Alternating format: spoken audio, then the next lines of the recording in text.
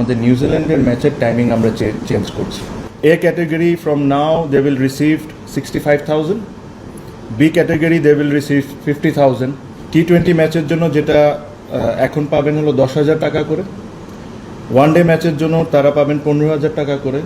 আমি অ্যাকচুয়ালি নিজেই আজকে কয়েকটা জিনিস দেখে খুবই অবাক হয়েছি যে আমাদের যে ওমেন ক্রিকেটাররা আছেন যারা যখন ডোমেস্টিক ম্যাচ খেলেন, ডোমেস্টিক ম্যাচের আপনাদের ধারণা আছে তাদের ম্যাচ ফি কত? I don't know if you know or not. এটা এক সময় 1,000 টাকা ছিল, তারপরে এটাকে করে একটা প্রপোজড 5,000 টাকা পর্যন্ত করা হয়েছে, যেটা আমার কাছে মনে হয় যে কোনোভাবেই ঠিক না।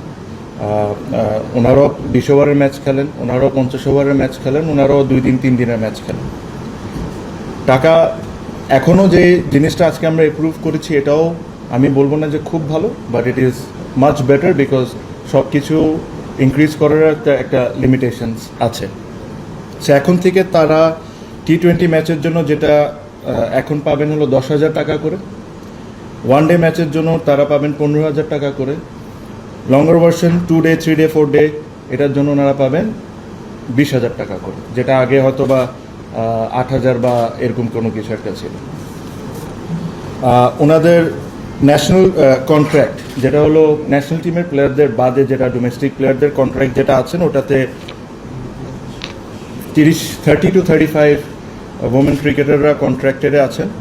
ওখানে 30,000 টাকা করে তাদের মান্থলি স্যালারি ছিল, এটাকে 40,000 টাকা করে দেওয়া হয়েছে। এটাতে একটা জটিলতা ছিল বিকজ ন্যাশনাল কন্ট্রাক্টে তাদের যেটা লোয়েস্ট ক্যাটাগরি ওটা হলো 60,000।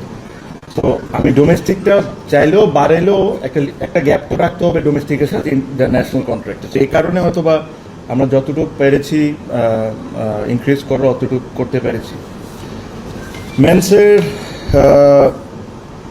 মেন্স ক্রিকেটারদের বিষয়ে আপনি জানেন যে লাস্ট 3-4 বছর ধরে অলমোস্ট, যদি ভুল না হয়ে থাকি আমি, কোনো ইনক্রিমেন্ট হয়নি।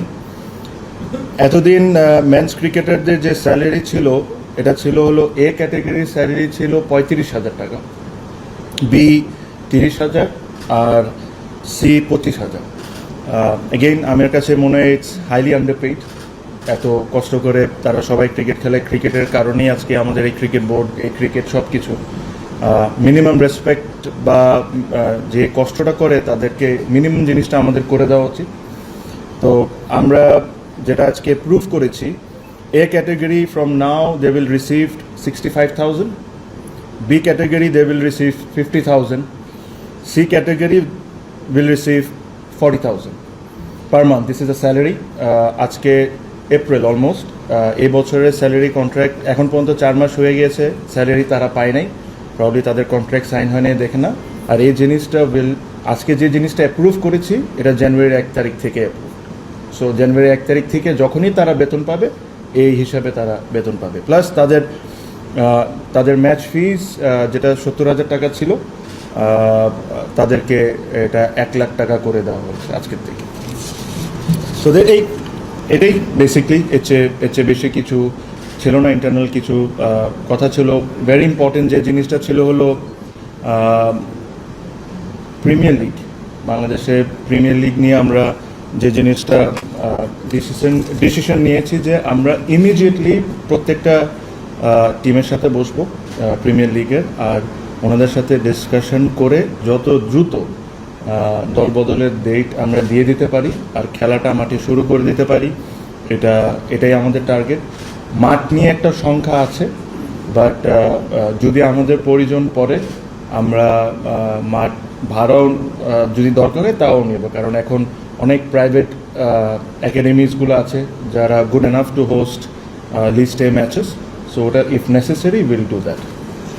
আরেকটা বিষয় ছিল আমি তো দেখি,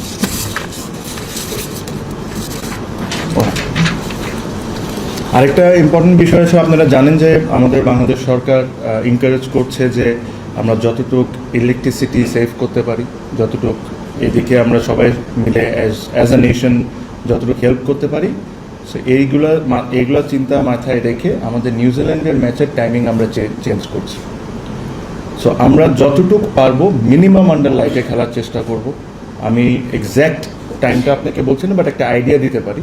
যেরকম ওয়ান ডে ম্যাচটা হয়তো বা 11টা বা 11:30 থেকে শুরু হতে পারে, T20 ম্যাচ হয়তো বা 2টা বা 2:30 থেকে হতে পারে, বিকজ ইলেকট্রিসিটি নিয়ে যখন এই সরকার সবাইকে এনকারেজ করছে যে এটা করতে, so we thought as cricket board and as cricketers and everyone যে we should also play our part.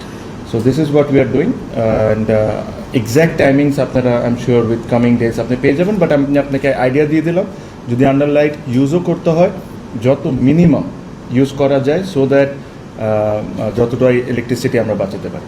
So এটাই, এর চেয়ে বেশি কিছু না. আর ইনশাল্লাহ খুব তাড়াতাড়ি যে আমাদের স্পোক্স পার্সন হবেন আপনাদেরকে জানাই দেওয়া হবে সেটা.